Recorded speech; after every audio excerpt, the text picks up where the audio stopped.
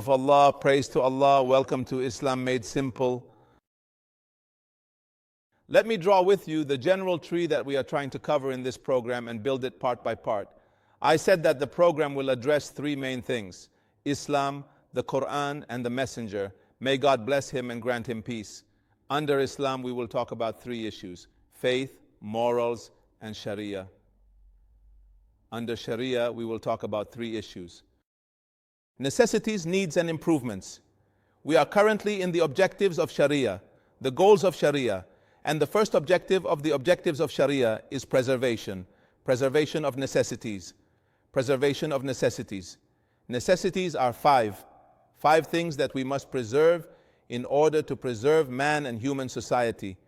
And I explained to you in a previous episode the preservation of religion, and I explained to you the preservation of the soul. In brief, now let us take the third objective, which is preserving money.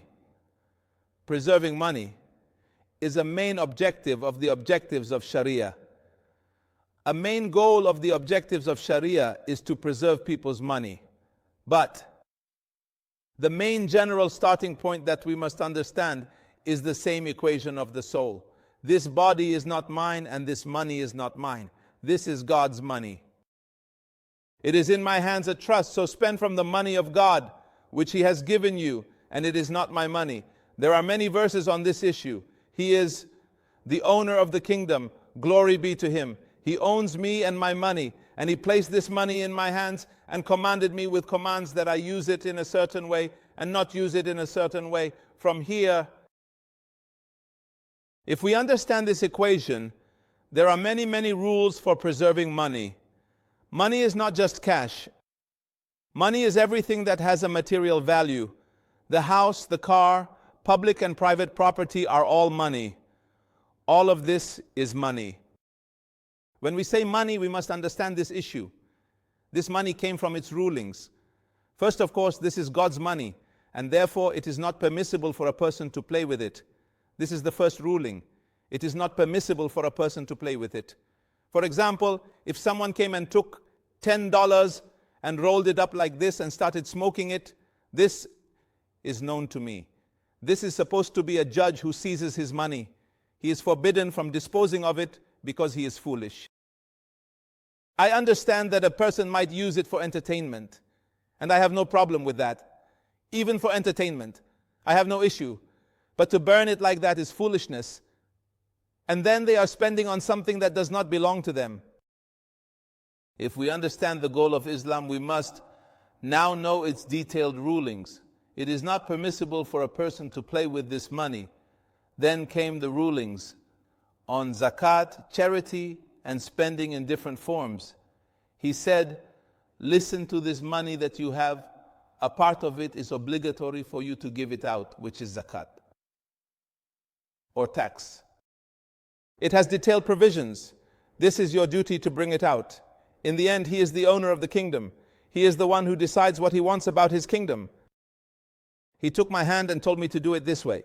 This means that out of His generosity and kindness, glory be to Him, He said, listen to everyone who is obligated. He talked about 2.5%, 5%, 10% in cases of taxation and so on. This is the obligatory money. Now after that, He encouraged us to spend. Okay, spending, this is you. I am a trustee. Why don't I preserve it? Why? Again, is it not mine? He said, go. It is obligatory for us to spend, but I also prefer that you use it for such and such and such. This is God's highest example. I might come to a manager of a company I have and tell him to do such and such, but in this matter, the matter is with you. But I prefer such and such, and I will leave the decision to you. If there are things that are obligatory rulings that we must adhere to, and there are preferential rulings such as spending, charity, mercy to the poor, and the like, this is left in our hands, of course. Then came everything related to the rules of sales and their types, what is permissible and what is forbidden, everything related to usury and theft and their rules, all for the sake of preserving this money, all the rules related to inheritance and the divisions of inheritance so that people do not fight over this money. Suddenly you can imagine the size of the legal rules related to preserving money. But once again, All of this aims to protect wealth. Of course, this wealth can sometimes be individual wealth and sometimes communal wealth. Let's reflect a bit on communal wealth. This communal wealth is the wealth of the state, and the ruler is entrusted with it. By the way, there is a fundamental law here. The ruler is a trustee of the wealth and does not own it. It is not permissible for him to spend any of it on himself. Look at our master Abu Bakr al-Siddiq. May God be pleased with him. He is the first ruler after the messenger. May God bless him and grant him peace. The messenger, may God bless him and grant him peace, was a prophet, a judge, a ruler, and an army commander. We will talk about his roles, God willing, if we have the opportunity now. We will go to Abu Bakr al-Siddiq. He is the first caliph. Of course, since he is the first caliph, he and the noble companions are establishing for us a method for how rulers should deal with each other, how we should deal with them, and how they should deal with money. So when they appointed, agreed, and pledged allegiance to Abu Bakr al-Siddiq, may God be pleased with him, on the second day. The second day immediately, Abu Bakr al-Siddiq took some goods and went to the market. Umar bin al-Khattab, may God be pleased with him, and Abd al-Rahman bin Auf, may God be pleased with him, saw him. So they seized him and said to him, where are you going? I buy and sell. Where can I spend on my family? Notice that he is now the ruler and has all the money in his hands. But it is very clear that this is not his money, and where will my family eat from? They said, but in this way you will be busy with the affairs of the nation. He said, but how will my family live? They said, if the ruler decides for you a salary, he cannot value his salary. The nation is the parliament. The nation is the one that estimates the salary. So they consulted and agreed that they would give him a sheep every day. I forgot how much, 100 dirhams every day, or something very simple. Then he returned. Then the next day, they saw him going to the market again, so they caught him. Where was he going? Oh, by God, your salary is not enough for me. It's not enough for me to live, and I can't live with dignity. It's not enough for me and my family. I have children and wives. It's not enough. Let me go trade. It's better for me. So they started discussing whether to raise it or not, and they decided to increase it to 2 sheep a day and 200 dirhams. This is all for the ruler, and he is not allowed to use the people's money. This is public wealth, and the ruler is not allowed to act with it, nor is anyone else. As a people, we are not allowed to waste public funds. For example, if I see a chair in a public park, I cannot destroy it because that would be a sin. Preserving public wealth is also a religious obligation. Protecting wealth and resources is a fundamental issue. Not only that, but Islam delves deeply into this matter. Look at what Allah the Almighty says, and let them not waste it. You all must protect it, but let's think about it a little. And do not urge others to feed the poor. Look, Allah the Almighty here did not say to feed the poor, while the word feeding is present in the Quran, and they feed is mentioned in the Quran. Here the discussion is not about feeding, it is about food. What is meant here is food when it becomes expensive. The poor will not be able to buy, and they will fall into hardship, famine, and suffering. Therefore, it has become a duty for the community to encourage the provision of food at affordable prices, at the very least. At least for the poor, there is a support system for them. What do I remember? I lived in America. They have a wonderful system called food coupons. When I went to buy from the supermarket in America, I would go and pay when the cashier arrived. I see some people, you know this system? I see some people coming to buy their groceries, and then they give the cashier not cash, but special coupons.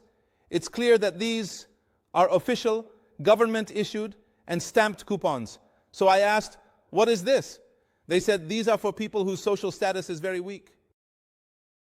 The state gives them a salary, but since some of them are alcoholics or drug addicts, they might take this money and not buy food even for their families.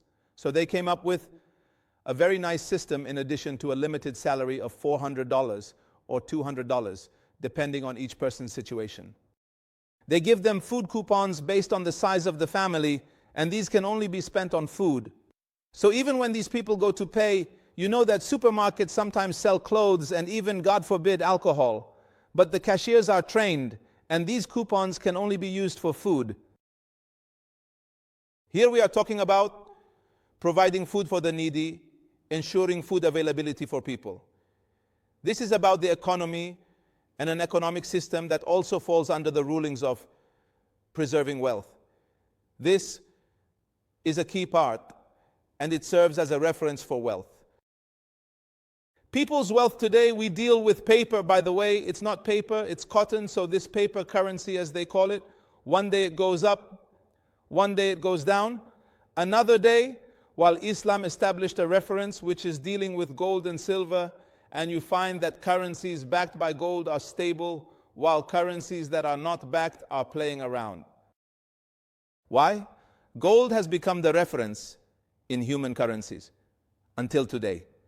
The point is, of course, that they played with this issue today, and that the global economy is going downhill. And sometimes a person has wealth in his hand, and then suddenly it has no value because the currency collapsed or the banks refused to give him his money. Practically, he owns nothing. The economy is not in his hands. Preserving individual and communal wealth is essential for individual life and human society, and it is a key part of the goals and objectives of Sharia. More on the objectives of Sharia and Islam in our next episode, God willing.